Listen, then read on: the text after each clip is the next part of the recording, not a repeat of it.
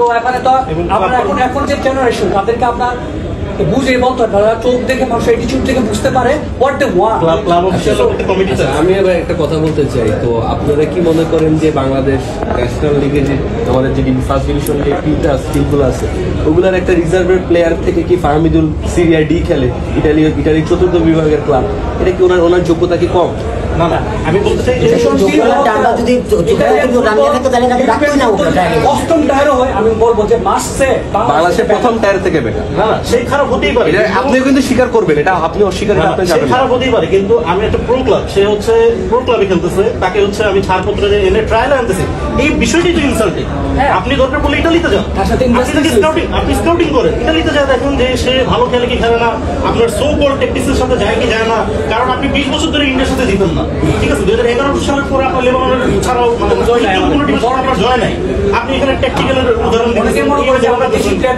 না, আমরা 30 বছর ধরে আপনাকে দেখছি, আমরা ছাগল দিয়ে না পারলে বেড়াতে ট্রাই করি, আমাদের সেই সন্তানগুলো তো আমাদেরই, আমাদের বাংলাদেশের না, তাদের যেহেতু পাসপোর্ট আছে অবশ্যই আমাদের।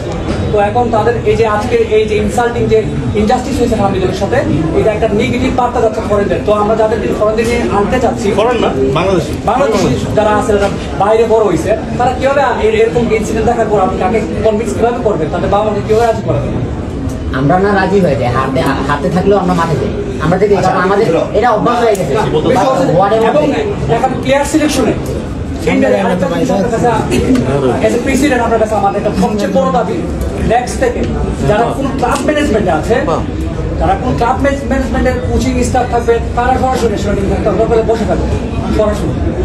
এখন একজন দেখা গেল যে আমি এই ক্লাবের আছি, তো এখন আপনার সাথে একজন বন্ধুটা আমি চিনি যে আমার শুধু সবসময় ওর একটা ফেভার দেওয়ার চেষ্টা করবো, ও খারাপ করবো আমি সেটা ডাকে রাখবো, নেপোটিজম ন্যাচারাল থিং সবার জীবন হয়ে যাচ্ছে। তো এই জায়গাটাতে প্লেয়ার সিলেকশন অবশ্যই নির্ভর অবস্থাটা আপনাদের দিক থেকে আমরা চাই। আর কথা হচ্ছে ফাহমিদুলকে অ্যাজ সুন অ্যাজ তাকে বাংলাদেশে এনে এরপরে নিতে পারা যাবে, কারণ বাংলাদেশে না আনলে আমরা এটা শান্ত হবো না, কারণ বাংলাদেশে আনতে হবে তাকে যে সম্মানটা দিতে হবে ওর পক্ষে, যে না তাকে অনেক ফাহমিদুল আসতে যাবে, এটা আমাদের একটা উদাহরণ একজন মন্তরই করে রাখতে হবে। আর এই যে আপনার ম্যানেজার এবং কোচের বিষয়টাতে আমরা দ্রুত এটা যেটা আপনারা করতে পারবো না, আপনারা এবং আমার কাছে এই তথ্য আছে, তারা সিন্ডিকেট করে ক্যামেরাকে এক রাতের মধ্যে কোন কোন সিনিয়র প্লেয়ার চলমান সিন্ডিকেটকে ভাঙতে হবে, এটা আমাদের কাছে এক রাতের মধ্যে চলমান সিন্ডিকেট ভাঙতে হবে। সিন্ডিকেট কিন্তু বিগত দিন থেকে আসছে, ইভেন ক্যামেরাকে বসানোর পিছনে আমরাও কিন্তু বুঝেছি ক্যামেরার গেম প্ল্যান ভালো, ইউরোপিয়ান স্টাইল ভালো, বাট এখন যে আজকে যদি ক্যামেরা যদি এখন আপনি আপনার সাথে আমার একটা ঝামেলা হয়েছে, নেক্সট আপনি আমাদের কোনোদিন থাকবেন না। এই কোচের ইগোস্টিক ব্যাপারটা থেকে খুব হাইলি, আজকে যে একটা সান্ত্বনার পানি দেওয়া হচ্ছে, তাকে আন্ডার-23 চেক করা হবে, পরবর্তী ম্যাচে চলে আনা হবে, কখনোই নেভার এভার আনা হবে না, কারণ কোচের পার্সোনালিটি থেকে সবসময় স্ট্রং, সে কখনো একবার মানা করছে মানে সে আর কখনোই তাকে নেবে। এবং এই যে নবাব ইউসুফ তাদেরকে একটু হালকা করে সুযোগ দিয়ে ছেঁকে দিয়ে, মানে মুদ্রা কথা হচ্ছে তাদেরকে মানে এক রাতের ভিতরে প্রবাসী দিয়ে ফলাফল আমার চাই, এরপর একটু খারাপ করলে মিডিয়া ট্রায়াল হচ্ছে যে না তারা টিকতেছে না, আমাদের একটা বিদেশের টেম্পারেচার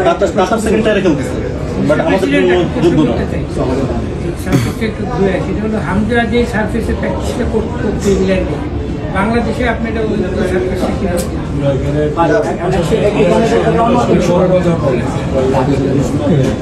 আচ্ছা শুনেন, আপনারা আসছেন, let me be very clear.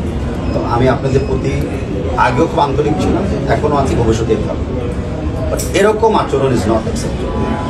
এরকম এসে দল বেঁধে আপনারা রানিং করবেন, পুলিশকে লাগবে মেনটেন করার জন্য। আমি আপনাদের প্রতি অলওয়েজ, আপনারা আমার অফিসে আসতে চান, আপনাদের ক্লাবে অফিস আমাকে ডাকে, কথা বলতে চান, I have never ever said no. আগামী শান্তিপূর্ণ ব্যাপার, শান্তিপূর্ণ ব্যাপার, দল বল বেঁধে আসা, যেখানে আপনারা আমাকে চান্স দেন। কেউ কে আমাকে বলছে আমি কথা বলতে চাই, কেউ কে বলছে যে আপনার সাথে আমরা এটা নিয়ে ডিসকাস করতে চাই, নো। আমি না করতাম, ডিনাই করতাম, অ্যাভয়েড করতাম, 100% আপনারা নেক্সট একটা স্টেপ নিতেন।